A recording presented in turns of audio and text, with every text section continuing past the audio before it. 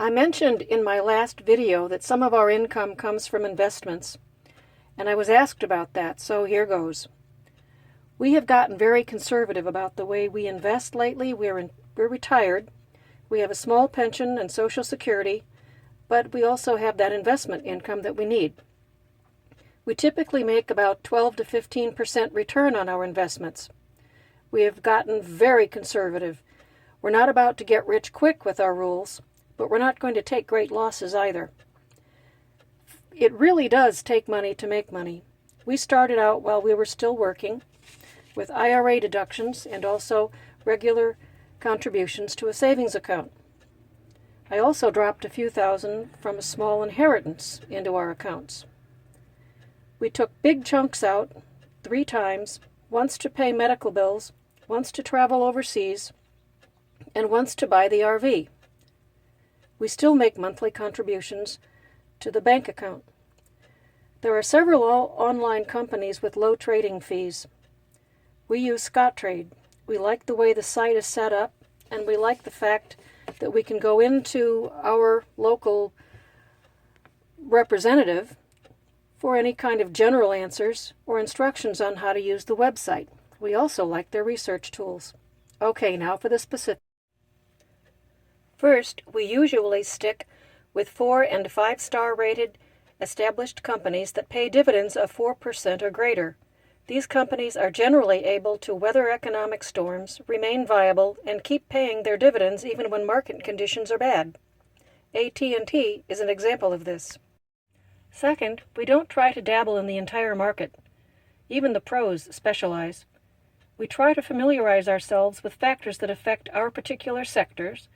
For instance, we like heavy industry, which is heavily affected by the oil prices. When oil is up, stock prices for companies that support drilling, like Cummins and Allison, are up. When oil goes down, these companies' prices also go down. However, these companies have other connections too, like the trucking and auto industry. Third, we try to only buy with settled funds so that we can sell fast if we want to. Look up free riding and see the trouble that can get you into. I won't go into that now. That means if a company drops a sudden unexpected $5,000 gain in our laps, as Raymond James recently did, we can sell the day after we bought it with no problem. It also means if some bad news comes out unexpectedly, we can sell fast too to limit our losses. Trades take 3 days for the funds to settle. That means if you sold something on the 26th, your funds are settled on the 29th. If you sold something on the 27th, your funds will settle on the 3 on the 2nd. Weekends do not count. Number 4 is cycles. Both the general market and individual stocks seem to have cycles. For instance, there is a daily cycle where the whole market seems to slump around midday. This may be a time you want to buy but not sell.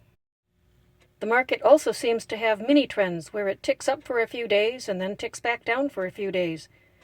It doesn't just flip erratically up and down from day to day. We try to buy or sell on the 3rd day of whatever mini cycle is appropriate.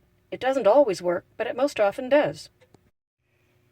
Some individual stocks can have cycles connected to their dividends, often with regular swings of $2 to $3 a share. AT&T is an example. We pay attention to where the stock is in the cycle. We don't throw money into the market when it is high just for the sake of having it invested. This is not like a bank. They don't pay you just because they have your money. Number 5 is stop loss and limit orders. These functions are your friends, especially if you are frequently in areas without internet or if you are too busy to babysit your account. A limit order allows you to place an order with a limit or a trigger point at which you want that trade exercised. Then, even if you are out in the boonies with no signal whatsoever, when it reaches your limit, your trade will exercise. A stop loss order is when you want to trigger a sale if the price drops below a certain amount. The sell is then done at market rates. Stop-loss orders are used both to limit your potential losses on a stock and also to protect your gains. As a stock price rises, you can keep rising your stop-loss price so that in a downturn, your stock sells and your gain is retained. We have about half of our trading accounts in supposedly safe mutual funds and long-term blue chips. We play with the other half. Frankly, our own efforts are more successfully, but they're also potentially riskier. We also keep some cash in an emergency fund at the bank so we are not forced to sell if the market is low, and that is how we do it.